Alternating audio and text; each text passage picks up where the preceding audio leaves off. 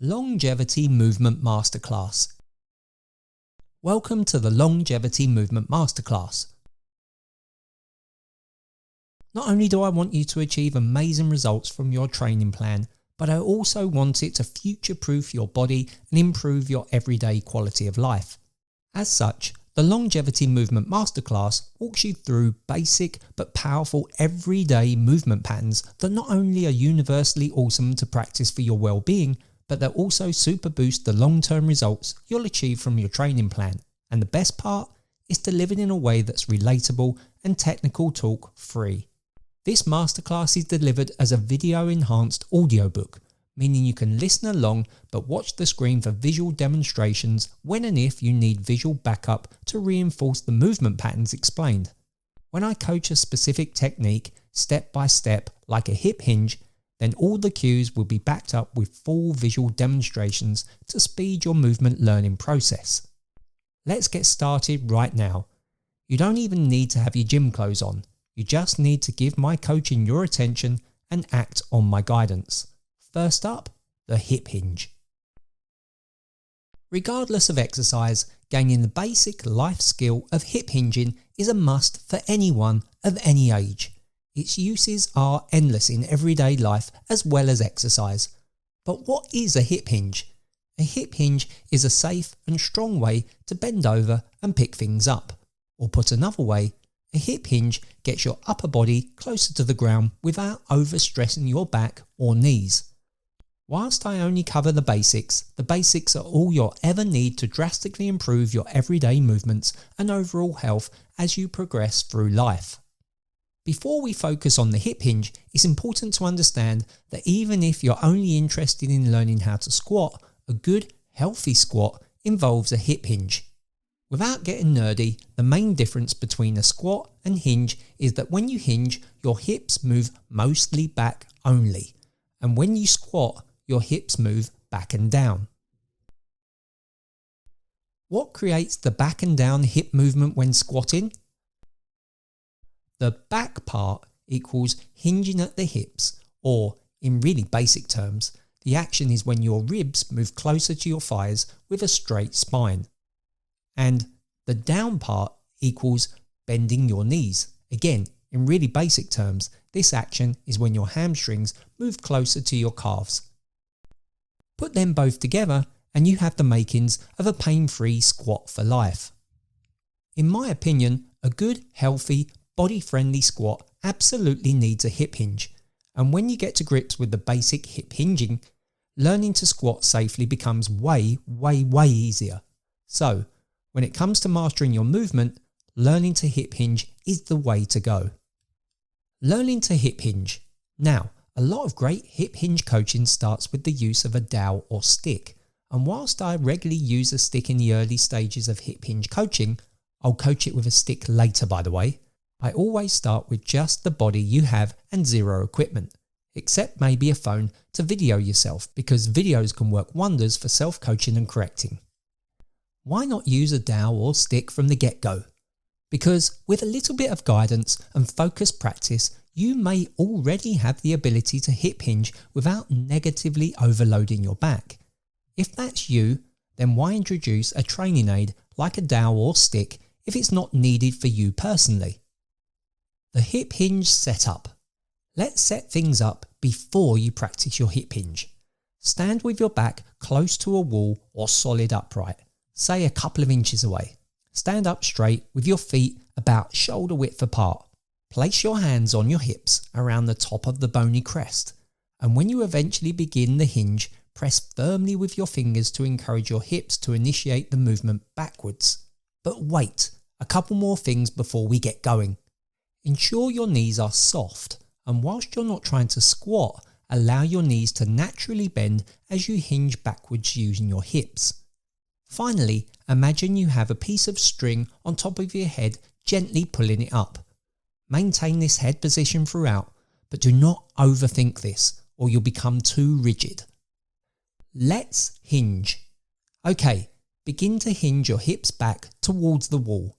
Keep in mind the basic cues mentioned. If something goes wrong, like you round your back or you feel like you're overarching, or you just feel like you're squatting and not hinging, hips going back and down and not mostly back, relax, reset and try again. Tip: if you're finding yourself getting frustrated over this, then either practice a calming breathing pattern like box breathing or put on some relaxing, soothing music before you continue. Sounds weird, but it can work wonders for your focused concentration. Once you get confident at hinging this close to the wall, move slightly further away from the wall. Keep doing so until your hamstrings, not the wall, prevent you from hinging any further. Common problems: hinging backwards. Overarching your lower back, likely caused by trying too hard to reach your butt back or simply looking up too much. Or rounding of the back, could be caused by looking down too much or simply allowing your chin to jut forward too much. For either of these issues, self-videoing can work wonders to detect and self-correct the possible cause. Tip: ensure your video is set at a height that's somewhere between your hips and bottom rib and not in selfie mode ideally. You don't want distractions, just feedback. Another very common issue is that you could be starting your hip hinge by squatting, deliberately bending the knees. Focus on the hips instigating the backward hip movement, not the knees. If you're struggling to do this, it's very possible that some of your weight is shifting onto your toes as you hinge. To correct this, focus on keeping your weight in your heels, and you'll find it very hard to bend your knees and much easier and natural to push your hips backwards. Still not getting it right? No worries. Grab a chair or stool that's around knee height. Stand facing the chair seat with your feet slightly under the chair legs so that your knees are about 5 to 10 centimeters away from the chair seat. Now begin to hip hinge and focus on not letting your knees touch the chair as you hinge. This will almost force you to keep the weight in your heels or midfoot to prevent your knees from touching the chair whilst hinging your hips backwards. The point about keeping the weight in your heels is my go-to cue with almost every person I work with who is struggling to learn or relearn how to hip hinge. If you are getting to grips with the hinging backwards part, we can now practice the standing back up or hinging forward part of the hip hinge. I'm going to continue to keep the cues basic because that always works best. When it comes to hinging forwards, this is where I strongly favour a no shoes approach when practicing. Before you drive the hips forward, focus on gripping the ground with all of your toes and maintain an even amount of weight on your toes and heels. Now focus on gently screwing your feet into the ground without actually moving them. So, as you look down at your feet, the left foot toes will screw to the left and the right foot toes will screw to the right. Why?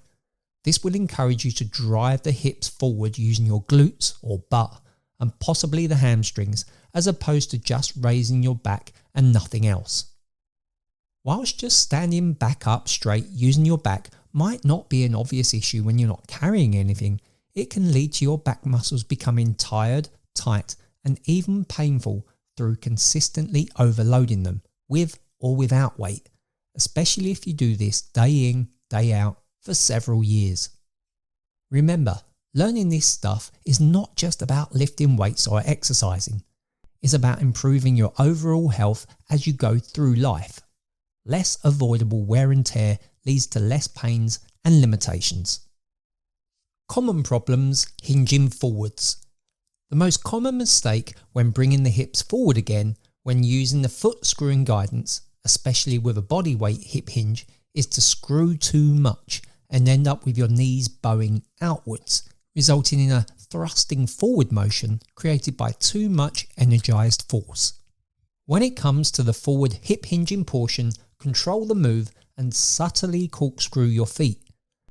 When you add a weight or resistance, then you can add a little more energized force to your movement to maintain control. With a little practice, you'll quickly master how much force you need to create a smooth hinge back to the upright position again.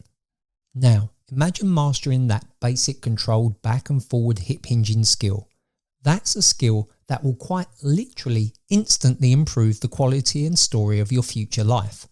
and likely prevent a bunch of "my back's gone" or "my knees hurt" moments. Add some weight. When you start to feel like you're getting this right, continue to practice daily until you feel ready to practice the hip hinge using a weight or resistance.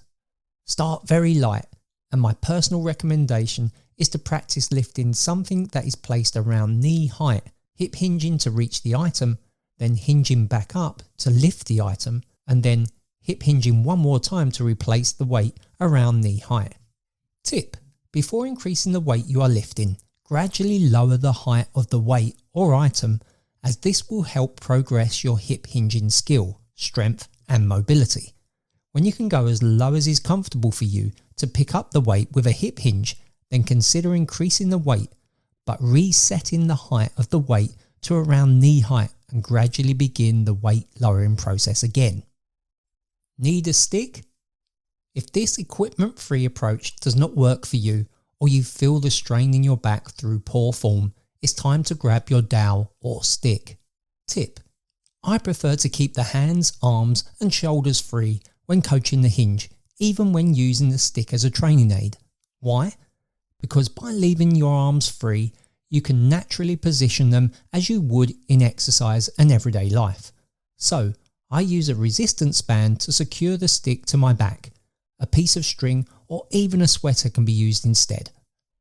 Okay, now the stick or dowel can help you keep a naturally neutral spine by maintaining contact with the stick on the lower back or upper butt, mid back and back of the head. Step away from the wall or upright and begin the hip hinge process again. Soften the knees and allow them to naturally bend as you push your butt back as far as your hamstrings will let you. Run through all the same cues and corrections as previously mentioned in the stick-free approach, but once you get confident with the movement pattern, remove the stick and go through all the previous cues again before lifting weights or objects. I may have gone into a lot of detail, but I've kept things basic with no technical talk. I'd advise you to re-watch this video as many times as you need to and practice as often as you can. Of course, if you feel any kind of pain, hip pain, nerve pain, or something just feels off, then I suggest reaching out to a health professional or movement specialist to offer a very brief period of personal coaching to not only speed your learning process, but potentially improve your pain and future quality of life in the most rapid time frame possible. Shoulder screws. Shoulders can be complicated, but we're going to stick to the basics and give your shoulder health a refreshing boost with my go-to guidance. Whilst the shoulder screw doesn't sound very pleasant, it can achieve amazing things for your posture and overall health of your body. Really? Yeah, poor posture and shoulder health can drastically impact your everyday life and ability to move safely and pain-free when exercising.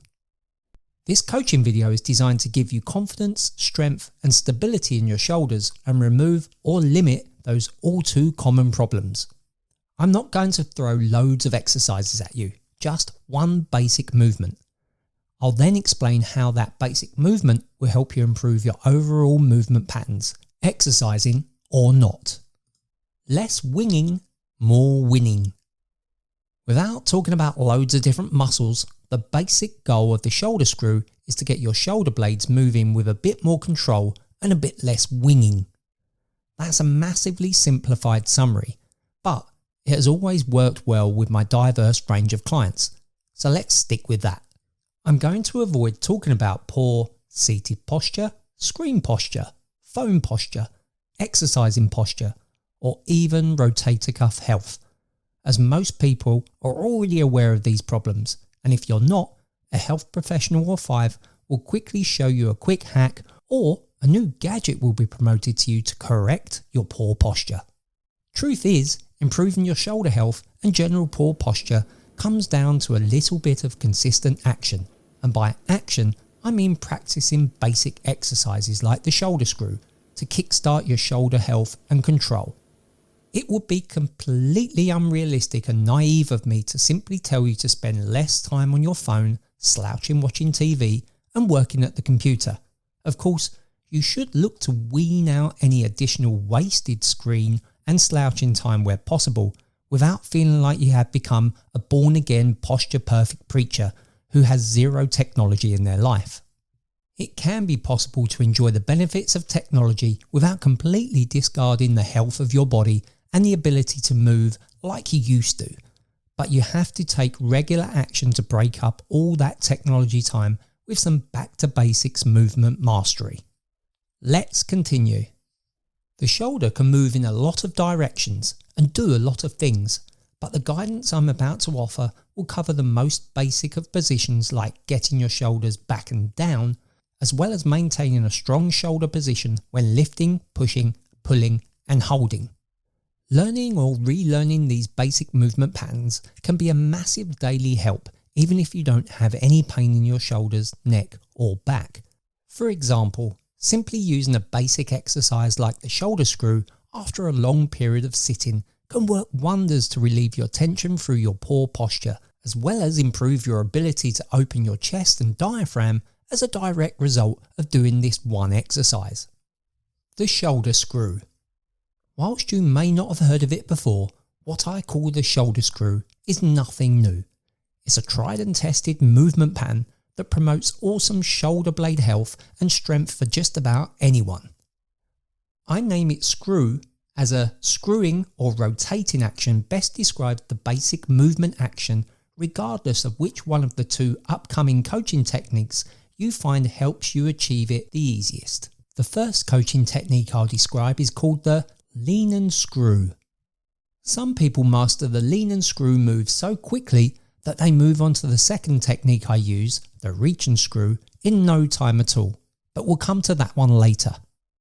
With the lean and screw, you will use your own body weight plus gravity to help get your shoulder blades in a strong position, something I refer to in my training plans as shoulders back and down. Lean and screw introduction. With the lean and screw technique, it's easier to get the bottom of the shoulder blade to sit against your rib cage than it is using the reach and screw approach. As a bonus, it's an excellent passive stretch for some of the fatigued and misused muscles in your back. By passive stretch, I mean the muscles are being lengthened without you doing anything other than leaning and letting gravity stretch for you. However, when the shoulder screwing action is added to the lean, then you'll actively work muscles in a passive lengthened position. Wait, what? Okay, I promise no technical talk. So, put another way, it's just a very good combo for your back muscles and shoulder blade posture.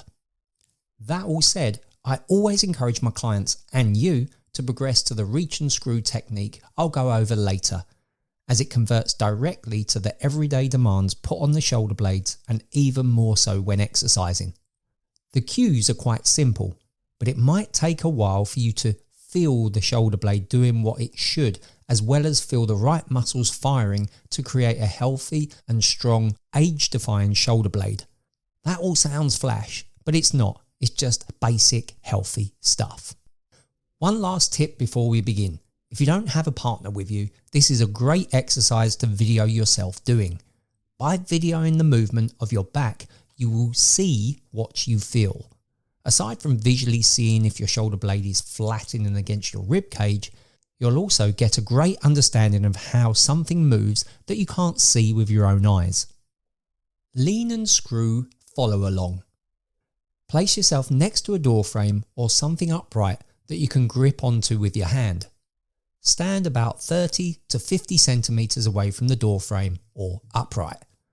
Now grab hold of the door frame or upright at around mid-torso height. Don't overthink this, and moving your hand position up or down by a few centimeters may prove helpful in speeding your personal learning process. Now, keeping your body in a straight line, allow yourself to lean away from the door frame or upright until your supporting arm is straight. Do not tense your shoulders or your neck as you do this. Feel the stretch across your upper back on the same side as you are leaning from. From this position, you are going to screw your elbow so that the crook of your elbow, opposite side to the bony, pointy side of your elbow, is facing the ceiling. You can see this in the demo. When you have screwed the elbow, you are going to firmly but not aggressively drive the entire shoulder blade down. Then you are going to hold this screwed and down position for 5 to 10 seconds. When you relax this screwed and down position, allow your elbow to fully rotate in the opposite direction to the screwing action you just did for about 5 seconds before repeating the screwing and down action. The overall goal is to feel the bottom of your shoulder blade pushing up tight against your ribs, as well as feel like the muscles on the side of your ribs below your armpit are working to hold this position. The muscles that should be working are the serratus anterior or shark muscles. I'll go as far as saying that these muscles are often highly inactive in modern day living, but you're about to rewrite that modern day script and get them working for you and your posture into the future. 5 to 10 repetitions or reps of screwed leaning holds per arm is a great daily target, but most importantly, you're trying to connect the right muscles to the right movement. So if you get tired, and you will initially, stop before your form gets bad. This is not an exercise to take to failure. Obviously, repeat for both sides. Note, you may find that one side is easier to feel and execute than the other. That's normal. My suggestion is for you to do your very first rep only on your best side, then swap to the side you struggle with for all of your 5 to 10 reps before moving back to complete the reps on your best side. Why? You can self-coach by feeling the exercise being done correctly on your best side before you go on to your troublesome side, but still feeling fresh. If you feel something being done right, it's way easier to replicate it immediately on the side you struggle with most. This applies to a lot of exercises in general, and it's not so much of a hack as it's just good common sense.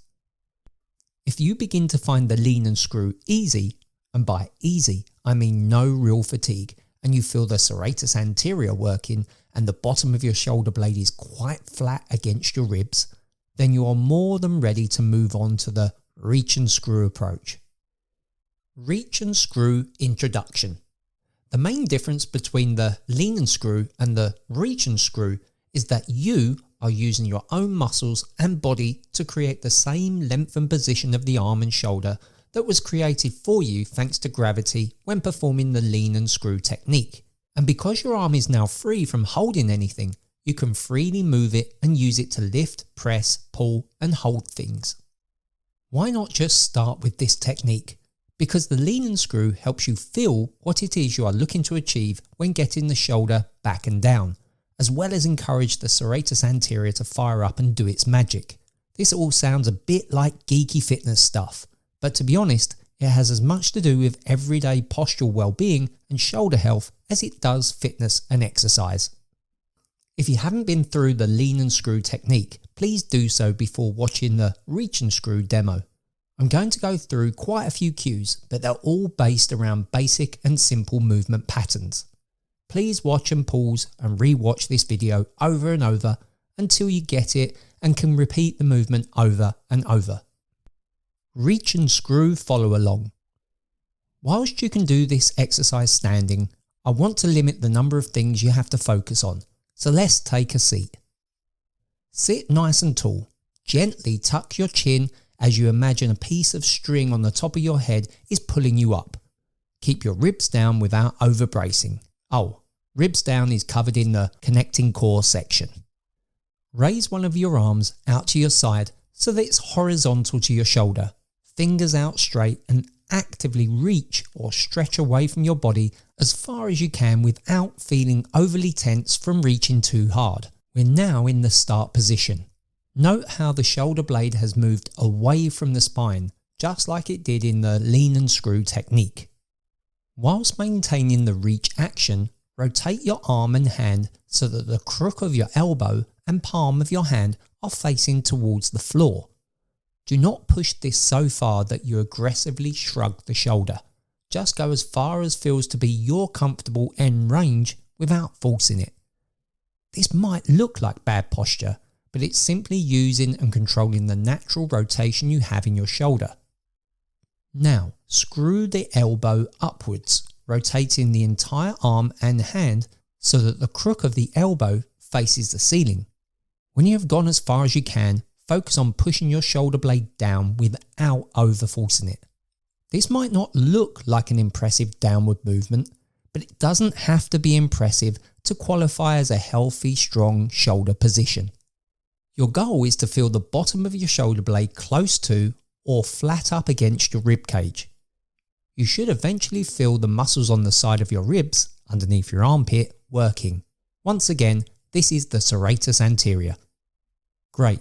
Now you want to hold that position for 5 seconds or so before beginning to move your arm so that it's facing forward, all whilst maintaining the position of the shoulder blade. You might not get this first time. If you lose the flat position of the shoulder blade against the ribs, then relax, reset, and repeat the entire movement again. Now that the arm is in front of you, begin to slowly bring the shoulder slightly back and slightly down towards your body. Do not overdo this backward and down action. You might not feel like you're moving very far, and as mentioned earlier, it won't look anything spectacular, but then some of the best and healthiest movements don't. That's fine. The goal is to get the shoulder back to its normal position without shrugging the shoulder or squeezing the shoulder blade tight up into the spine. Repeat this move 5 times. You are now learning to move the shoulder with the shoulder blade in a strong position. This chain of movements can take some time to master. That's okay. Stick with it and your long-term shoulder health will thank you. Repeat on both sides, of course. This is a great time to mention some common mistakes. Common mistakes. When you reach out with your arm to the side, you flare your ribs or overarch your upper body. Keep the ribs down as you do this action. A good cue is to keep one hand on your lower ribs as you reach out with the other arm. Check with the hand on your ribs that they are not flaring too much. Trying to reach too far and creating too much tension. Feel like you are reaching, but not so far that your neck and back muscles feel tense and overstretched. Rotating the body as you bring your shoulder back and down. If you do this, it means you are overdoing the backward movement.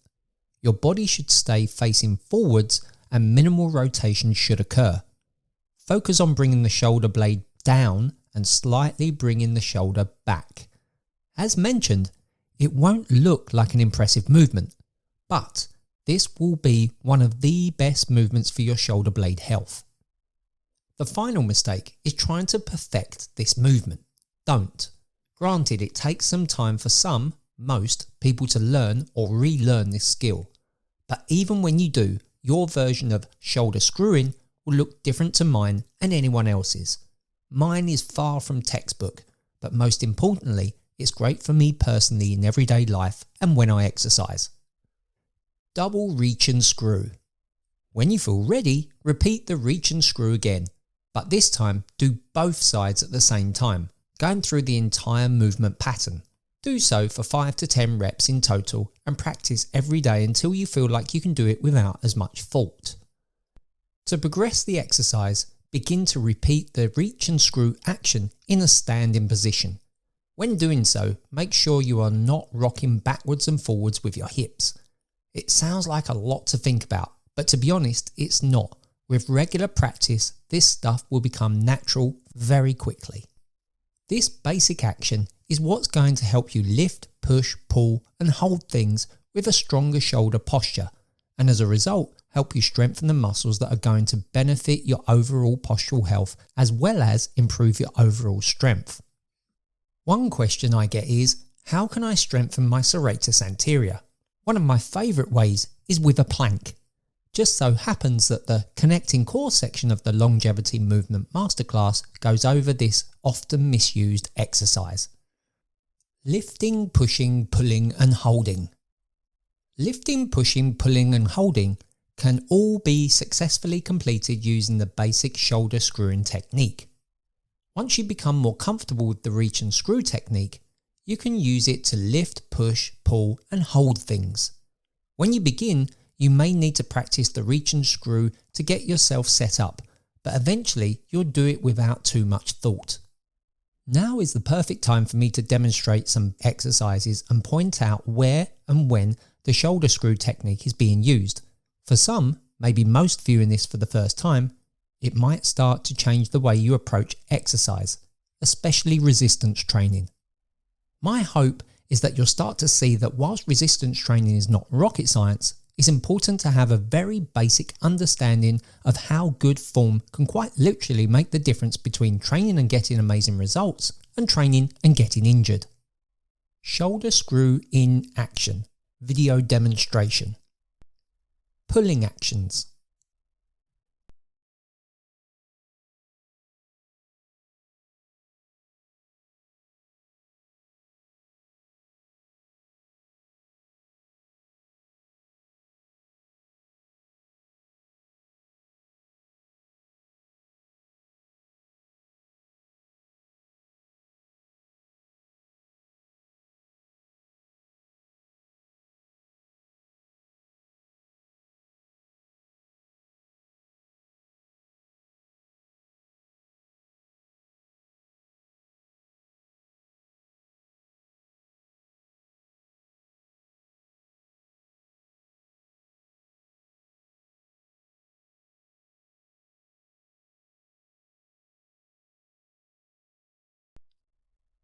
Pressing actions.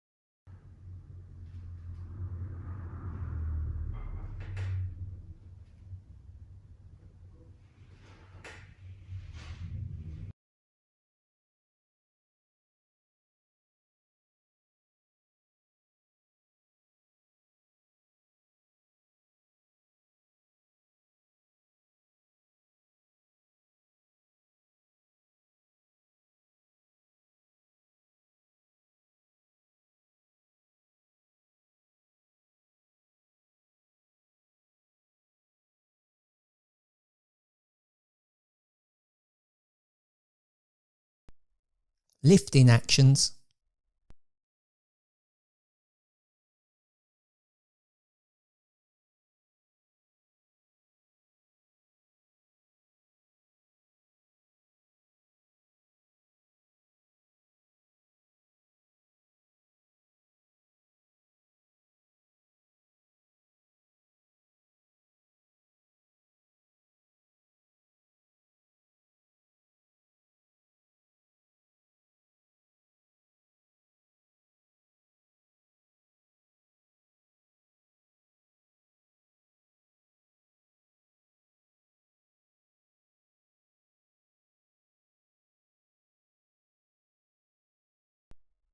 Holding actions.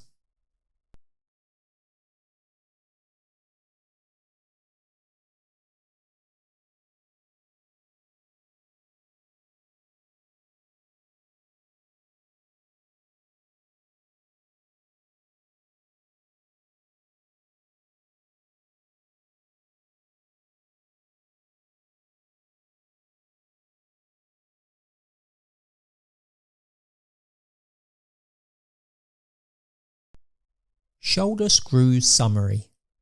This coaching video goes into a lot of detail, not because it's super complicated, but because I wanted to cover it all in a simple yet detailed, inclusive way. It's a great video to watch over and over as you learn or relearn how to control your upper body in general. Connecting core. What's a connecting core? I describe it as the area that connects your legs to your arms. When I phrase it like that, my clients begin to understand that the core is a whole lot more than a six-pack. To keep things simple, I'm going to cover two basic areas of your body, the hips and ribs. When they work together, They will create various amounts of tension through your abdominals as a byproduct, or more specifically, they will work together to stabilize your body and help all other parts of your body do what they must do and move how they want to move with less risk of injury, pain, or wasted energy. Let's start with the ribs. Ribs down introduction. If you follow one of my training plans, you'll hear me say ribs down a lot. Getting the ribs down is quite easy to do, and I will demo it in a minute, but eventually it's a great skill to turn on and off without having to think too much about it. I've seen a lot of successful coaches help clients get their ribs down by telling them to brace their core as if someone was going to punch them in the ribs or stomach. This works great, but it tends to lead to clients tensing so much that they cannot breathe or move freely as a result. And most of all, it tends to lead to a very rounded upper back posture, almost like a hunchback posture. Personally, I've used the following cue with success depending on the client, but it's not the cue I'm going to use in my coaching later. I suggest the client adopts a pose as if they were at a wedding and just about to have their photo taken. One of two things tends to happen. They either suck in their tummy and expand their ribs, I call this rib flare, or they try to flatten their tummy all over by deflating their ribs, I call this ribs down. If they give me rib flare, we don't use this cue. The difference between the wedding photo ribs down and the punch in the tummy ribs down is that the tension will be significantly less in the wedding photo scenario, and this generally leads to less rounding of the upper back as a result. I only mentioned the two cueing scenarios as it gives a clear visual as to what we want to achieve by getting the ribs down.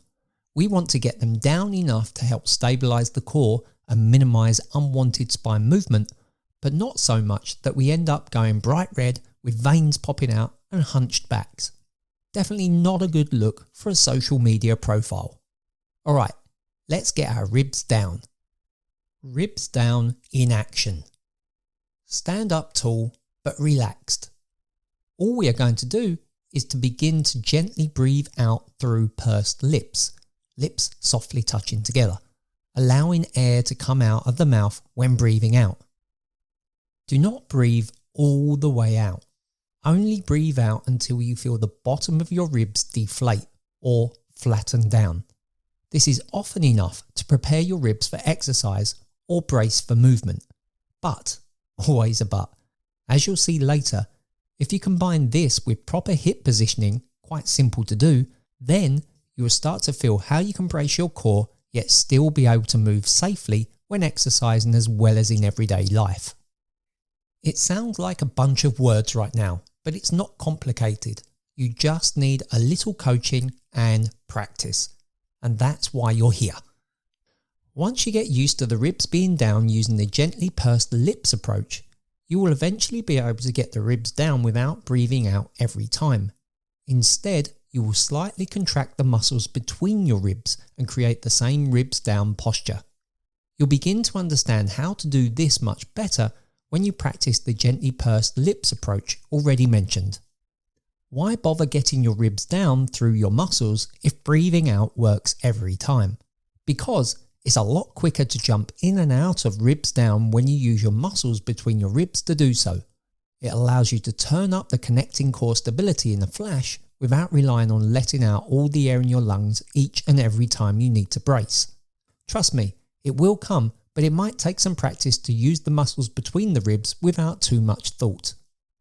Before moving on to the hips, I will quickly say that certain times require a stronger ribs down or brace in action.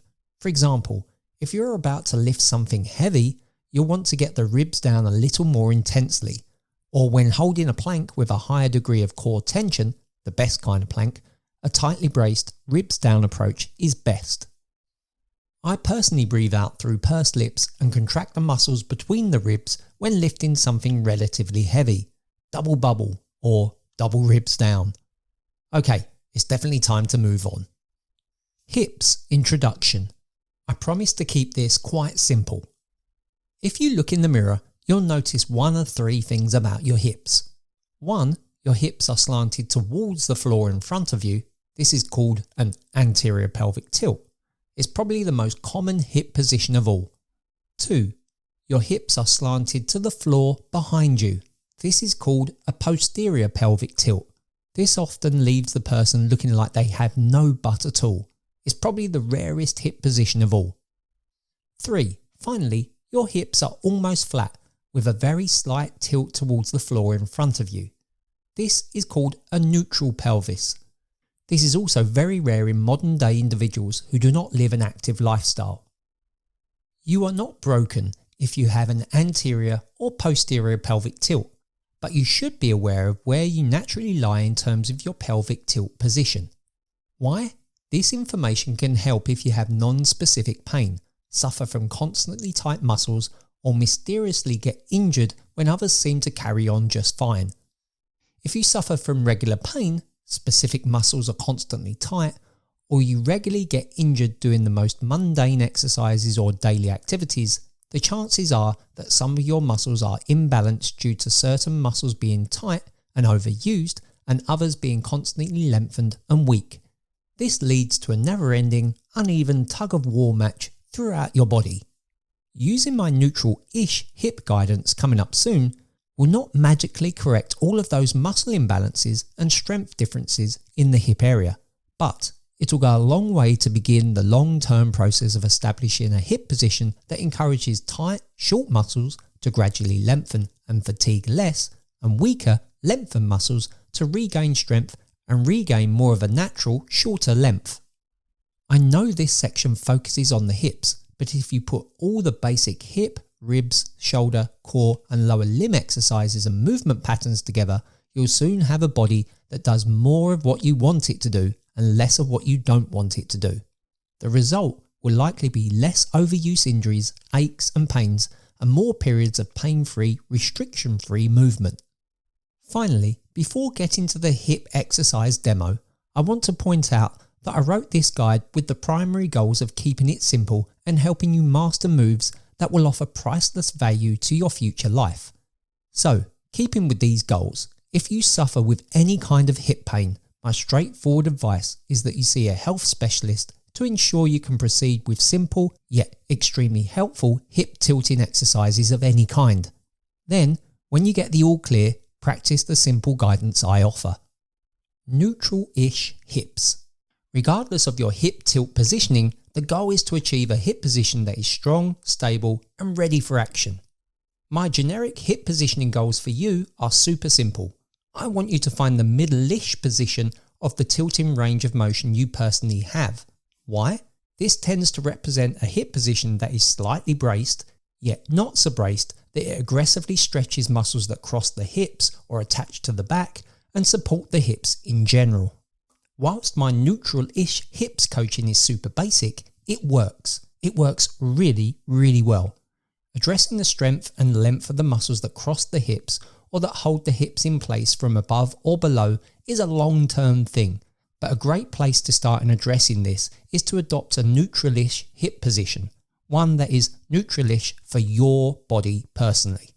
That all said, I can now go on to demonstrate how to best find a hip position that you can move and exercise from. Neutral-ish hips demo. Standing side onto a mirror, best to record the process as well for feedback, practice tilting your hips forwards and backwards in a range you feel comfortable with. A quick common mistake checklist. 1. Your upper body will naturally want to move about, such as creating rib flare or ribs down, and try to exaggerate the forward and backward hip movement range that you actually have. Keep your upper body still. If you can't, then you have already gone past your natural forward-backward range of motion. 2. You successfully keep your upper body still, but then notice your knees are bending, especially as you tilt your hips towards the ceiling. Keep your knees locked straight. If you can't, then you have already gone past your natural forward-backward range of motion. Seeing a pattern here? Your body will find any means to cheat or look more impressive. Having gone through the 2-point common mistake checklist, you will begin to see the true hip range of motion you currently have. Note, after a short while, your hips will loosen slightly and the range of motion may increase. This is great. Regardless of how much range you do or do not have, The best way to progress is to work with what you have, not what you think you have. Okay, so what's the goal from all this backward-forward pelvic tilting? The goal is actually very basic and simple. You now need to tilt your hips to the point that is approximately halfway between the natural full hip tilting range of motion you have. You don't need to be completely exact, just close. And how do you know if you're close? By practicing. When you hold this neutralish position, especially initially, you'll likely feel muscles working that do not ordinarily work, or muscles stretch that don't ordinarily stretch when mindlessly standing in your normal hip position. Remember, you don't want to hold a hip tilt position that's so unnatural that you cannot move, or a position that is such hard work that you cannot hold it. This hip stuff will become easier very quickly with a little regular practice. Ribs and hips. Okay, this is where we start to put things together and connect your core. We are going to put together the ribs down technique we went through earlier and the neutral-ish hips position we just found. When you get the ribs down and the hips engaged through the neutral-ish position, by default you'll feel your abdominals and surrounding muscles engage and brace. It shouldn't feel like you are fatiguing your abs like you're doing a 6-minute ab workout. They should just feel like they are slightly working. What's the point of all this? Does it really make a difference to your everyday life and exercise? Clearly my answer is going to be yes, it does. And the point is that the exercise you do will be more productive, and the more demanding everyday movements you make can be prepared for successfully in advance by adopting this slightly engaged core ribs and hips technique. I'll quickly go over a couple of basic movements where I'm focusing on keeping my ribs down and my hips neutral-ish. First up, the hip hinge. Yes, I know we've already been over this. Stick with me, but without the stick. Get your ribs down and your hips neutral-ish. Now go over the hip hinge routine again, driving your hips backwards and forwards with soft knees and control. Did it feel any different? Maybe it did, maybe it didn't. But let me tell you something that should have improved if you were not already doing so naturally. Your spine should have been kept straight as you hinged, commonly referred to as a neutral spine position. Why should this have happened? Because by connecting your core through engaged ribs and hips, extending and flexing the back becomes a lot harder to do. In this instance, that was the desired goal. Let me be clear, you still want to have the ability to extend and flex your spine whilst your ribs and hips are engaged, unless you are specifically trying not to do so, like when performing a super intense plank or an intense exercise like a dragon flag. But you want to be the one that controls the spine movement overall. Okay, connecting the core is important for exercise, but what about its uses outside of exercise? Okay, how about if you're standing on a moving train? It would be a good idea to create a small amount of constant tension by connecting your core, again, ribs down and hips neutral-ish, so you're not being excessively wobbled about constantly by the motion of the train. By connecting your core, it will also make it easier to plant or anchor your feet into the floor and stabilise your body even further. As you can tell, I think about this stuff a lot, not because I'm a health and fitness nerd, I'm a dad first and foremost, but because personal training, rehabilitation, pain reduction, age defiance, and everyday performance has been the basis of my personal and professional life since the age of 11. In that time, unless your eyes and ears are taped shut, it's impossible not to learn, experience, and digest all sorts of aha moments. So I hope you pick up at least one aha moment in this simple yet detailed, age-defying longevity movement masterclass. Back to our second example, the basic squat. Now that you're getting to grips with the hip hinge and hopefully practicing the basics of my connecting the core exercises, ribs down and hips neutral-ish, the only other area to focus on is bending the knees as well as hinging your hips. Remember, when you squat, your hips move back and down. The back part is the hip hinge and the down part is the knee bend. Put together, when your hips hinge and your knees bend, you get the back and down action. Now, I'm not going to coach the squat here But I'll be honest, if you stand with your feet around shoulder width apart, get your ribs down, hips neutral-ish, and then hip hinge, keeping your feet flat on the floor, and allow the knees to naturally bend, you'll probably end up doing a really good squat. Maybe even the best, safest squat you've ever done. Okay, I was going to stop there, but I can't leave you at the bottom of a squat, can I? So, to stand back up out of the squat, keep your entire feet flat on the floor. Corkscrew your feet into the floor, remember that from the hip hinge, whilst maintaining the ribs down and hips neutral-ish, connecting the core, and you'll be standing back up before you know it. How does all that work? Well, by keeping a hips neutral-ish position, your hips are slightly engaged, meaning your glutes are going to be firing at the bottom of a squat. Then, by corkscrewing your feet into the floor, you are naturally propelling yourself up and forward.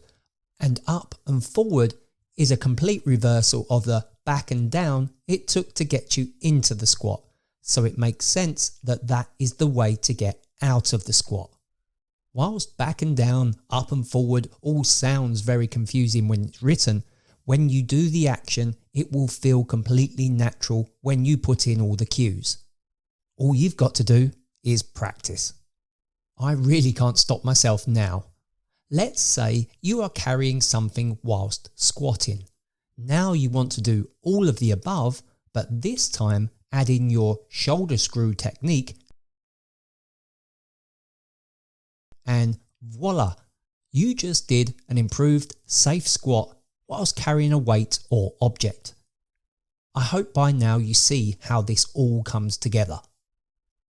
That's just the squat.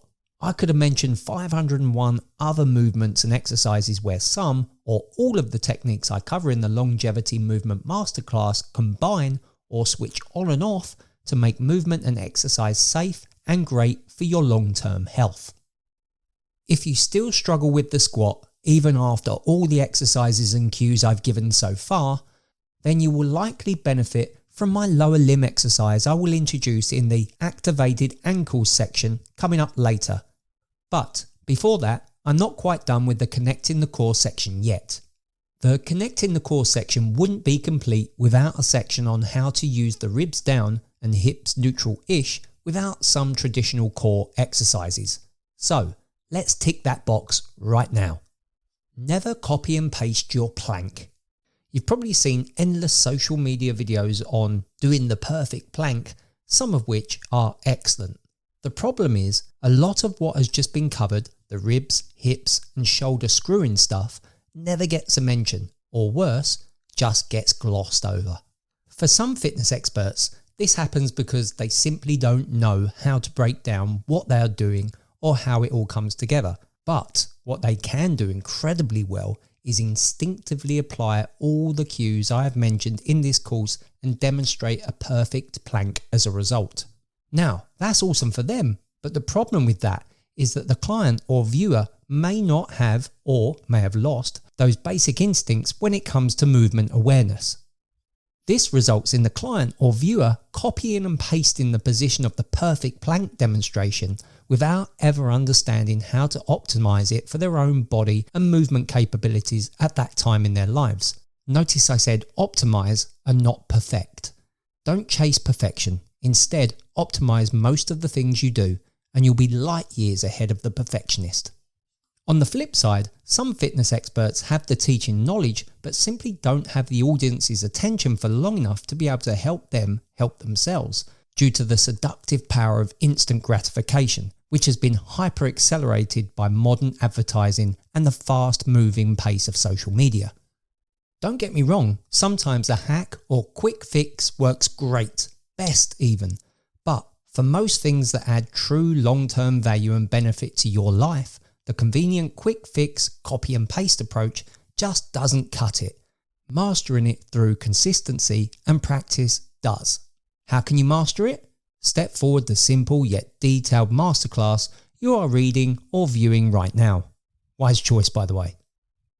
Okay, let's have some fun, but learn at the same time.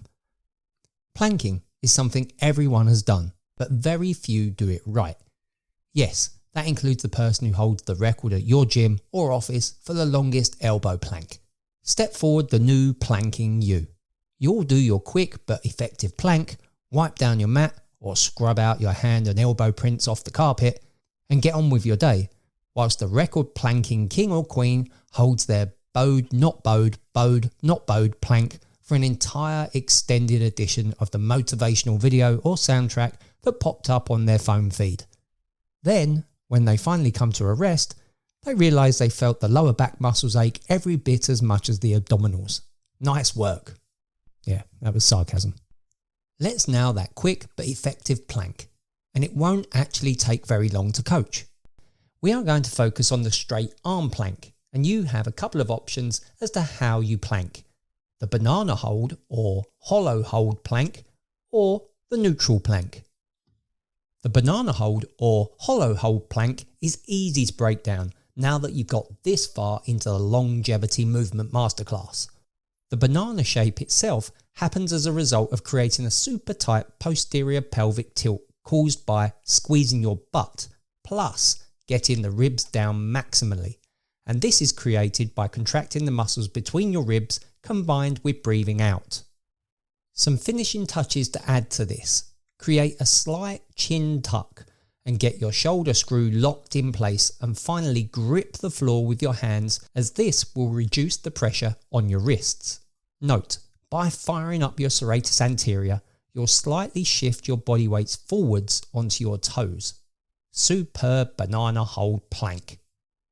This illustrates my point from earlier. If you'd just taken the last couple of paragraphs and put them in a social media post, which is quick and effective, those coaching instructions would have sounded quite confusing because it has a lot of coaching cues in it. But it all comes back to the basics we have already covered. If you've skipped those sections of the masterclass, then you might be scratching your head with the masses. But if you've been practicing whilst reading or listening, even on the fly in your jeans or office clothes, then it will become totally logical and you'll become a super planker. Wait, yeah, that sounds weird. Believe it or not, I went to a weekend-long, highly regarded certified movement class in London several years ago, and that last paragraph covered 10 times what that entire course covered. Moving on to the neutral plank. The neutral plank. Now things get easy from a coaching perspective. Follow all the same cues as mentioned for the banana hold, but this time only slightly get your ribs down. Do this through slightly breathing out or slightly contracting the muscles between your ribs and finding your neutral-ish hip position. Add the chin tuck, shoulder screw and hand gripping mentioned above, and you'll have yourself an awesome personalised neutral plank. This stuff works for everyone. Which one is harder, the banana hold or the neutral hold? The neutral hold plank is harder because you have to focus on remaining neutral the whole time, i.e. your body in a relatively straight line. Whereas the banana hold is so full on that it's easier to maintain, but you won't hold it for as long as the neutral plank because the intensity is ramped up to the max. Okay, but what if you cannot hold the straight arm plank position on the floor? I've got you covered. My first piece of advice is don't go to your knees and plank. In my opinion, it just doesn't work and will most likely overload your lower back. Plus, the transition from knee planks to full planks is huge. Instead, be smart and raise the ground underneath your hands.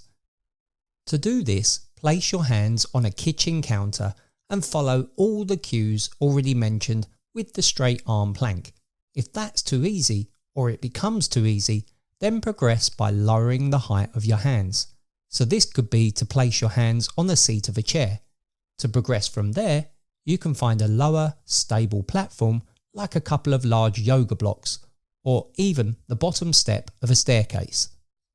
The end goal is always to practice all the cues offered in the Longevity Movement Masterclass, regardless of where your personal starting point is at, and steadily progress at your own speed so that you're eventually able to plank on a flat surface like the floor. Final question, what's better, a straight arm plank or an elbow plank? Both are great, but both are different. What's my favourite? The straight arm plank, because it's more full body focused. I'll summarise both. First up, the elbow plank. 1. You can still create the shoulder screw, but this time you are pushing your elbows away from your body, not your hands. This makes the elbow plank a good option if you have poor wrist health. 2. You will feel it more in your abs than you will a straight arm plank. Why? Main reason is the angle of your body is now more horizontal, making it harder, thanks to gravity. 3. It's generally much easier to stabilise than the straight arm plank, but I find from experience that some people, both men and women, find it less comfortable on the neck, even with a chin tuck in place. Now it's the turn of the straight arm plank. 1. As you know, it works very well with the shoulder screw, plus it also helps develop strength in the upper body and lower arms through maintaining a weight-bearing straight arm position. 2. Whilst you may feel like you're feeling it less in your abs, it's more accurate to say that slightly more effort is distributed throughout your entire body, so it's still working hard, it's just less obvious. 3. Your overall stability will be challenged more, and the straight arm plank lends itself well to many body-friendly variations, like the bird dog plank. Do you need to do them to progress? No, you don't. I've maintained strong abs and, most importantly, strong lower back muscles through the basic straight arm plank. That's it for the connecting the core section. We could go on forever, but a lot of movements in life and exercise would only ever be a variant of everything covered here. It contains a lot of simplified information, but read or listen and act on it over and over as much as you need to, and you, or even someone you care about, can quickly improve the quality of your or their future life simply by taking maintainable action every day. We are almost done. The final stop in the Longevity Movement Masterclass is the lower limb, or more specifically, your shin bone. Activated ankles. Probably not the most obvious area to cover when it comes to movement, but surprisingly, ankles are one of the quickest areas of the body to respond to strengthening exercises. And by respond, I mean they can significantly improve everyday movements, especially squatting, walking up and down stairs, knee pain, foot pain, and even hip pain. Activating your ankles won't take long to cover in this guide, but don't wrongfully assume that that means that this section is any less important than the others in the Longevity Movement Masterclass. I'll avoid giving you a list of reasons as to why strengthening your tibialis anterior will benefit almost everyone you'll ever meet, but I'll go as far as saying that you may be humbled by how underused the tibialis anterior and surrounding muscles are. Tap into that underused group of muscles and your ankle mobility and stability can be significantly improved within days. I've worked with countless clients who have experienced these positive transformations. Some wanted to run without knee pain. Some wanted to walk up and down stairs without having to use the lift because of pain. Some have found it beneficial in reducing plantar fasciitis pain, but most have just found that it improved everyday movements and made them feel like their younger self. Every training plan I produce has some element of ankle strengthening or active stretching, but here I will demonstrate one strengthening exercise that can seriously improve your ability to bring your toes up and closer to your shin. What's the use of that? What happens to your feet when you squat? Your toes move closer to your shins. What happens when you walk? You will draw your toes up closer to your shin as part of your walking pattern or gait. What happens when you run? Lots of things, but you'll use your tibialis anterior, that's for sure. Okay, I think you get it. The idea of this exercise is not to aggressively attempt to increase the range of motion in your ankle by forcing the ankle into a toes up or dorsiflexed position. I know, no nerdy talk, so toes up works for me. Instead, this exercise involves using your muscles to create the toes up position of the ankle. Very few movements you'll see nowadays are completely new, and this one is no exception. I call it the leaning tib raise, but I'm sure it's got a ton of other names. Who cares? We just care about what it can do for us. Leaning TwB raise. In terms of setup, this is the easiest in the Longevity Movement Masterclass. Place your back and hips against a wall and walk your feet out to around 1 foot length away from the wall. Now press your shoulders into the wall and allow your hips and butt to come away from the wall.